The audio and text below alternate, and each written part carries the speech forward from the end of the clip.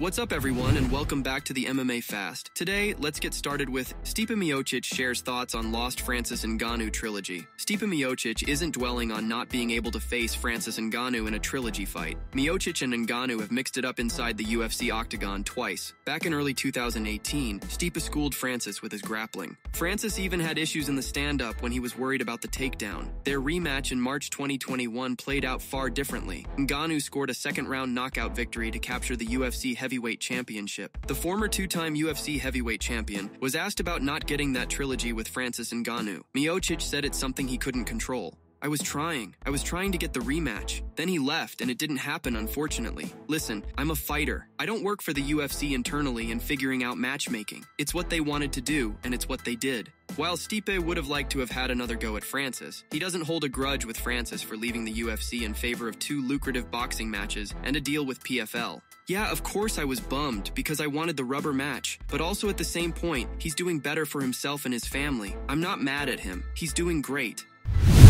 Shara Magomedov is open to fighting Michael Page, shares his game plan for potential fight. Shara Magomedov recently expressed his openness to accepting a fight against Michael Page. The Dagestani middleweight picked Page as the worthier opponent out of the 2 options presented to him. The 30-year-old made good use of his time with the microphone, expressing the desire to face the best strikers in the middleweight division during his octagon interview with Daniel Cormier. He also took a verbal shot at the former champ Israel Adesanya. Lately, Shara Magomedov appeared in an interview with Red Corner MMA, where the host provided him with 2 options, Paulo Costa and Michael Page, to choose his next rival. The Dagestani chose the latter, leaving out Costa due to his history of pulling out of fights. I'd love to fight Michael Page. He's always ready to go. I attended his fight in Las Vegas. It would be exciting. I don't think I'll ever throw away my game plan, turn into a wrestler instead of striking. He's the one who'll find himself on the canvas. So I'm going to ground and pound him a bit, but I'm not going to wrestle with him. I'm going to stick to my fighting style, my plan, like I always do.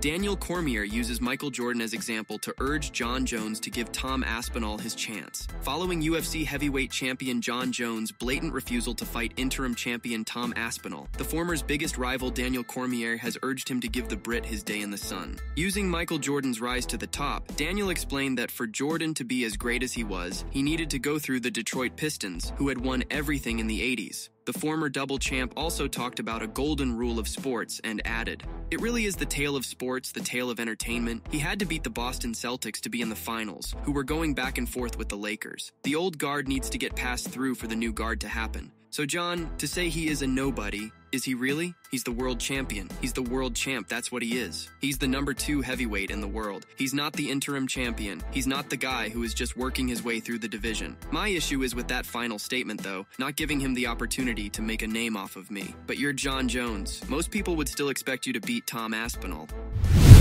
Paddy Pimblett predicts victory over Ilia Topuria, shares game plan for their potential fight. Paddy Pimblett still believes he can beat Ilia Topuria, despite the Spaniard's recent terrific run of form. Fans did not take kindly to Pimblett's previous claims of being able to beat Topuria, and in his recent response video, he only doubled down.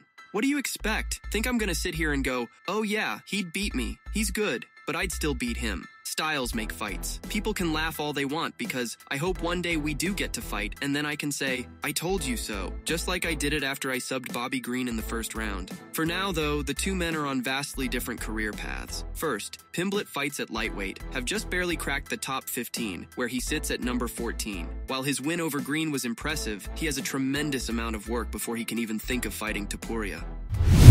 Diego Lopes responds to Ilia Topuria. Last month at UFC 308, Topuria pointed to the middle of the cage, inviting Holloway to brawl during their UFC featherweight championship fight in Abu Dhabi. Unlike Holloway, Diego says that's an invitation he'd welcome with no problem. Unfortunately for Holloway, although he opted out from the brawl with Topuria, after a couple of close rounds, he eventually was knocked out. It was Holloway's first knockout loss in his lengthy and tested MMA career. Although hungry to get a shot at the belt, Diego admits it was hard to see Holloway's legendary chin get cracked for the first time. Definitely. I'm telling you, I respect everyone, but I'm not afraid of anyone. If there's anything I don't have, it's fear. I think I've shown that in all my fights. I've shown that I'm not afraid of anyone. As many times as he wants to point to the ground, I will plant my feet in the middle of the cage and throw down. It's that easy. As a fan, removing myself the fighter like a fan, I think it hurt all of of us to see Max Holloway in that situation. Imagine, I think all MMA fans have been now watching Holloway for years, and we've never seen him in a situation like this. We never imagined this would happen, and when it did, it was a big surprise. But credit to Topuria, he did a great job. He did what he said he was going to do. He kept his promise.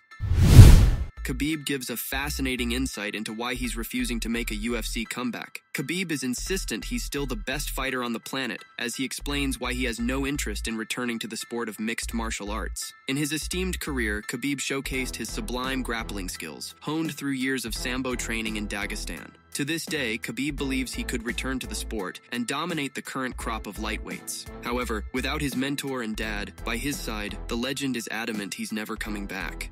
Even now, I believe I can beat anybody in the world. I'm not old. A lot of people forget about why I retired. It was not because I was old. It was because my father passed away. I did not want to do this without him. Since I was born, I was a competitor. Many people train for 10-20 years, but inside they are not warriors. They are professionals, but not warriors. When you are professional, and inside your heart you are a warrior, this kind of people can become champion, defend their title, and be the best in the world. Charles Oliveira wants to outdo his first win over Michael Chandler. Charles Oliveira won't be resting on his laurels ahead of his rematch with Michael Chandler. Back in May 2021, Oliveira scored a second-round TKO win over Chandler to capture the UFC Lightweight Championship. Charles Oliveira knows that he'd be taking a risk if he doesn't give Michael Chandler some different looks on Saturday night. During an interview, Charles said he plans on showing up a better fighter than he was back in 2021. Listen, we train all the time. We try to get ready. I want to be ready, but our idea is to be better. It doesn't matter what we did before. We are going to be better than the last time. That's what I do. That's what I train for. And no matter what happens, I want to have my hand raised on Saturday. I don't know what to expect from him. I know that he's a tough guy, but I'm ready for him. Oliveira is hoping to get another title fight in the near future. He had a speed bump in his loss to Arman Tsarukyan back in April. As for Chandler, he's looking to prove the time he spent waiting on a Conor McGregor fight hasn't hindered his ability to perform. Jon Jones applauds Dana White's unwavering support for defending his UFC pound-for-pound crown. Ahead of UFC 309, Jon Jones had a sit-down with seasoned MMA journalist Kevin Iole, during which he praised Dana White's relentless defense of his status as the UFC pound-for-pound best fighter. White has found himself in many arguments with countless Jones detractors. Despite Jones' inactivity and the rise of other fighters, White has refused to entertain the possibility of any other fighter being ahead of Jones in the promotion's pound-for-pound ladder. Naturally, Jones expressed great appreciation for White's undying loyalty to him. It's just an honor, that's all. It's just a huge honor to even be considered at 37 years old, one of the most well-rounded winners in our sport still. It's a huge honor, and I'm just very grateful that my boss, a man who sat front for all of our fights, for him to say, hey, listen guys, trust me. I know what I'm watching, I know what I'm looking at, and in my opinion, if Jon was the same size as a lot of these other guys, Jon would be in the mix.